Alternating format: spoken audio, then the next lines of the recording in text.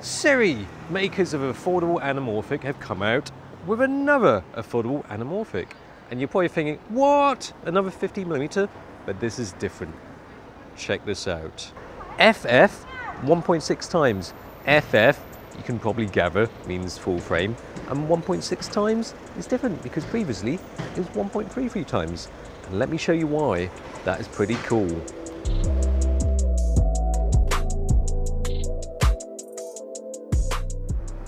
Oh, smooth rings, very smooth. We've got the focus ring here. It focuses all the way down to, well, it says 0.8 here. I think it's a little bit further than that. It's 0.75 meters, 75 centimeters. That's quite close for anamorphic. So T2.9, you're probably thinking, what is a T-stop? T-stop is different than F-stop because F-stop is just like, oh yeah, it's kind of 1.4. Let's put that on the lens. T is the actual transmission rate. That's what you're getting. It does exactly as it says on the tin. Sponsored by Runseal. No, this video is sponsored by them, giving me this lens, and to give them a shout out for their Kickstarter, which I'll mention again at the end. Oh, links down below. Let's test it out. One neat features of the series is that they focus quite close. Oh, here we go, 75 centimeters is about that. Can I get one of you like framing up with the camera? Oh, it's got a Sony strap on it. Very nice. Okay, thank you. We'll see you in a bit. Now this thing has got a bit more weight than the other ones, the 1.33 ones. It's bigger, it is bigger. The filter thread is 82mm. And it's just a chunky lens overall. But that's because this is a beast of a lens. Let's go over there. Let's cross the road without dying.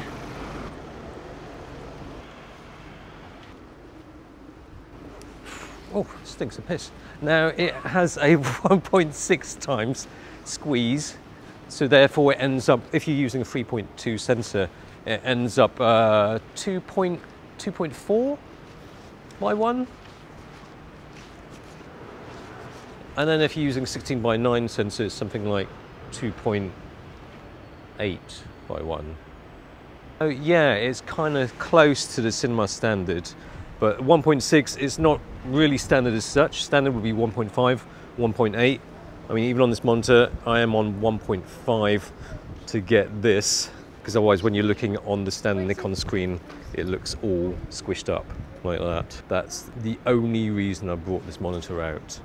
We'll go from 1.5, there we are, that looks about right. But with this 1.6 times, hopefully there's going to be a bit more oval bokeh. With the 1.33 times, it wasn't that kind of anamorphic, the bokeh. You got the blue streaks, but the bokeh wasn't like really stretched out. So hopefully you get a bit more of that with this. Let's get some lights. Oh, oh my God, that's brilliant. Oh, bokeh okay, or not okay. Oh no, what? Oh damn, on the wrong shutter speed. Okay, let's just throw it completely out of focus. That's at 75 centimeters. Bokeh is looking relatively smooth and soft, but let's have a look to see if we can get some stretchy bokeh porn. That's not a thing on adult websites, by the way.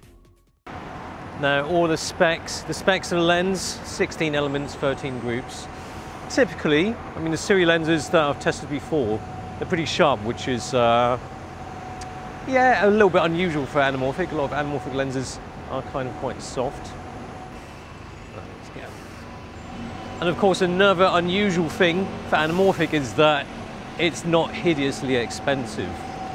I think this is going to be available for $1,200 or something like that.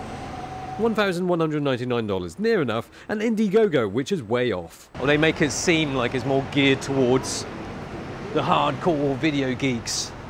Look at it, I mean, obviously they put T-stops, so make it seem more legit. And you've got this. And one handy thing is that you've got your aperture and your focus scale distance. It's the same on both sides. And Sirui produce some really interesting products. I mean, it's quite a niche. And a lot of people would want that anamorphic look, but obviously they're not going to spend that money on a crazily expensive anamorphic lens. So they've kind of got this part of the market wrapped up, really. The whole point is that it gives an anamorphic vibe, I did just say vibe, to creators who want to start filmmaking and want that fancy look without shelling out tons more than their camera body is worth. Just relying on the stabilization of the Nikon here. It does the job. There is better though. Oh yeah, Panasonic stabilization, really good.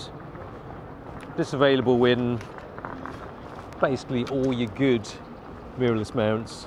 Panasonic, Nikon, Canon, Sony. Or for even better stabilization, Gitzo.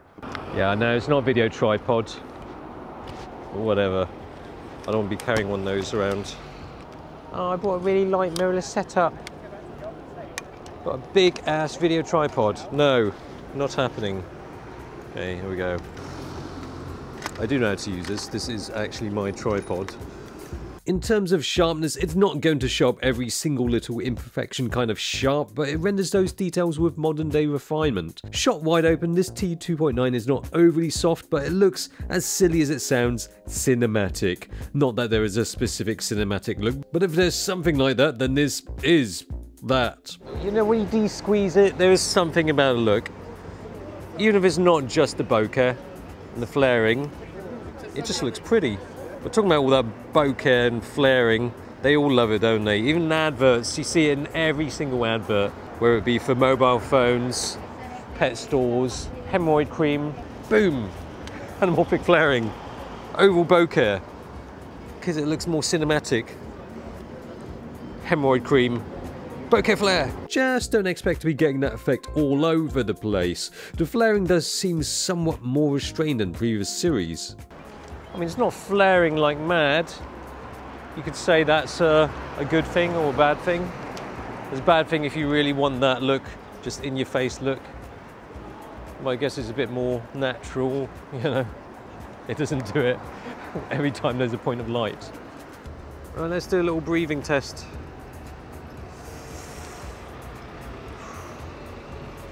Pretty good. A lot of classic anamorphics suffer, or should that be feature, lens breathing, where it appears to change focal length when focusing from near to far or far to near. This series does have a little bit of breathing, although not as wild as some anamorphics. You know, if you want to get an anamorphic lens, you'll probably be like, oh wow, oh, bokeh potential, bokeh flaring potential. Here we go, just lots of it. Let's give the shop a little bit of promotion as well. There you go. Let's focus on the hashtag not an ad. Look at that bokeh. Everywhere. Nobody actually drives forwards in London. Everybody's always reversing.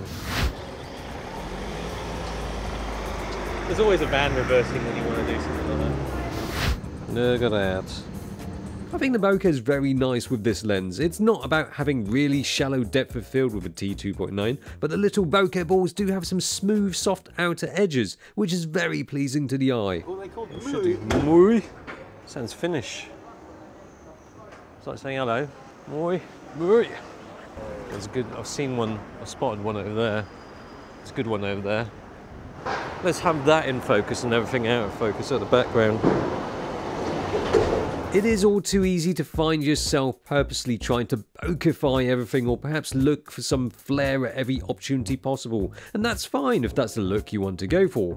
And this full frame Sirui lens does scratch an itch for people who fancy the perfectly imperfect look that an anamorphic lens produces. It's pleasingly sharp with minimal chromatic aberration, lateral and longitudinal, yet in the right scene you'll be rewarded with a smidgen of those optical oddities that keep people so fascinated with anamorphic lenses. I love this shop. We should just, every time we want to test some bokeh, we just come to this shop. They're not open though. Bloody hell, their electricity bill must be high. That's probably why they're shut down. Spending so much on electricity bills. Right, noodles. Terrible joke. That was terrible. One of the worst. Oh, this is amazing. This will be the thumbnail.